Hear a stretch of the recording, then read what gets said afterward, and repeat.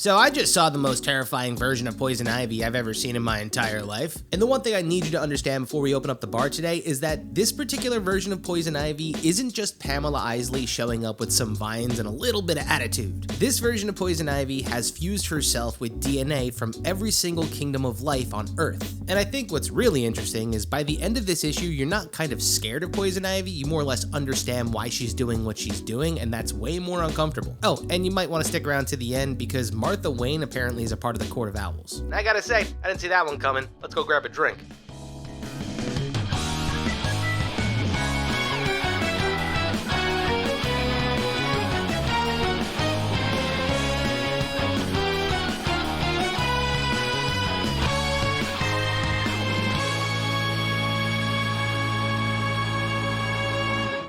Alright folks, welcome to the bar. So, Absolute Batman issue 17, the debut of Absolute Poison Ivy, and some backstory on Martha Wayne before she was married to Thomas. And really, to kind of set up this issue, you need to know that over the past couple of issues, the foundation that Batman has built is starting to crack. Because Bruce is growing distant from his mother, his friends have disappeared or just straight up hate him now, and this issue, Joe Chill, the guy that Bruce has visited every single first Saturday of the month for years, told him that he never wants to see him again. So essentially at this point in time in the story, Bruce is now beginning to lose grip on everything that kind of made him who he is. And there's actually a moment in this issue that stuck out to me the most, and it's when Bruce is walking past a stall selling Batman merchandise and thinks to himself that people love Batman now, but he's become the story in a way that he was never meant to be. Which definitely sets the tone for the rest of the issue, because the next thing that Batman sees is a tree eating a skyscraper downtown. So let's head over to the wall and talk about this issue in its entirety. Because yes, there will be Chainsaw Man references.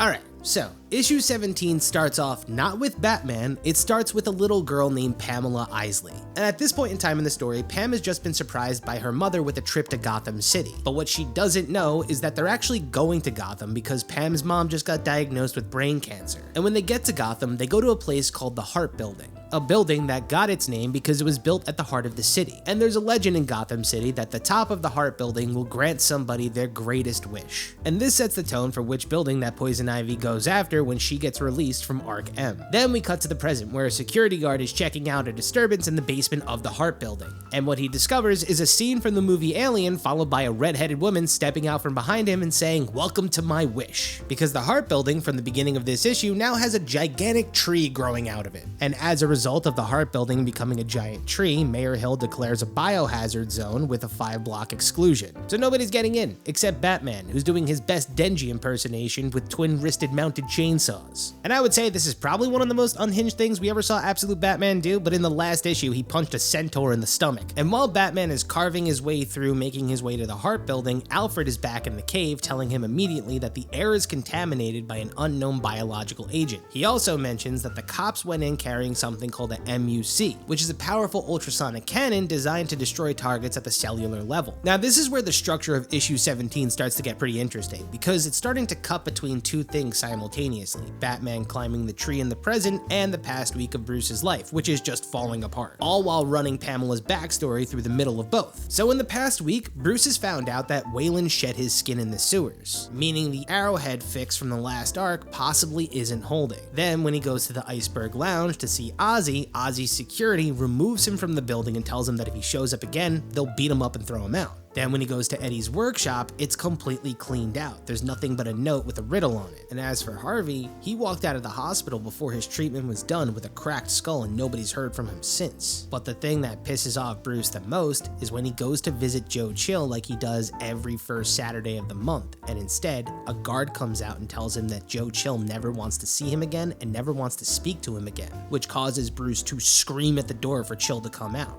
Then we cut to Pamela. She's 23, working out of a lab in the Heart Building trying to find a cure for her mom. And what she's been doing is injecting plant DNA into human cells, trying to create cells that can photosynthesize and use sunlight to heal themselves. But it's not enough. So as she watches the sun go down in the city, she decides not to stop just at plants. She's gonna pull DNA from all 6 kingdoms of life and combine them, which is a very Prime Earth Mr. Freeze-esque reason to do what she's doing, because she essentially becomes a villain for her mom. Then we find ourselves back in the present. Bruce finds 6 of the 7 missing cops and Alfred scans them, finding no human signature, which is right because they transform into weird creatures and bust out of their uniforms. And of course, when Bruce fights them, one of them ends up ripping off his breathing mask mid-fight, which causes Alfred to be like, hey, you gotta abort, get out right now because you're gonna get infected, which you know won't stop Bruce, because then he just wraps his cape around his face and keeps on climbing. Because Bruce was already working on a theory as to what these monsters were, but seeing them and fighting them has confirmed that this is the same thing that he saw back in Arc M, meaning she's connected to the same type of science that was used on Weyland. And as soon as Bruce has this revelation, we are flung back into the final Pamela flashback. And the first thing that we see that the 25-year-old Pamela Isley has done is that she actually figured it out. She combined human DNA with every single classification of life, meaning the potential to cure any disease and any illness is done, something that her funders did not want her to do. So when she tries to pack up in the dead of night, the door locks and the room catches fire. And what's implied is when she emerges from those flames, she's not Pamela Isley anymore. And while Batman and Poison Ivy are going through their own thing, Martha Wayne, who's been like the moral center of this series, is getting ready to gear up and run for mayor. And the person that's actually encouraging Martha to go through with running for mayor is the ex-mayor and secret lover of Martha, Jim Gordon. The problem is, the person that Bruce grounds himself in actually has a history with the Court of Owls. And Snyder has already been hinting that Martha's past is very cloudy, but now we got the first crack in the surface, because we're left wondering, who was she before Thomas? What did she do? Was she a Talon? Because all that we know from their brief conversation is that the Court of Owls was expecting Martha to come back. And I think if Bruce found out that his mother was a villain, it would absolutely tear him apart, especially if it turns out that the court was the one that sent Joe Chill to the zoo that day. But either way, at the end of the issue, we find ourselves back on the tree. And Bruce is utilizing the fact that his chainsaws also come fully equipped with flamethrowers, which doesn't do anything because it turns out that he hasn't been targeting the real body. That is, until he turns around and sees the real Pamela Isley, an absolute eldritch horror with mouths all over her body, which leaves us wondering how Batman is going to be able to solve this problem. Because while yeah, he could definitely take down Poison Ivy conventionally using that MUC device, we know that Ivy is actually suffering. And I got a feeling the minute that Batman discovers the tragic origin story of Pamela Isley, he's going to be on her side. Because similar to Ivy, he's doing everything he can to help his friends, which once again has repeated the classic trope of Batman stories having the most sympathetic people be his villains. So I want to know what every single one of you think. Will Pamela end up becoming a sympathetic villain to Batman? Will Martha Wayne end up becoming a villain to her own son? Let me know, and be sure to subscribe. Cheers.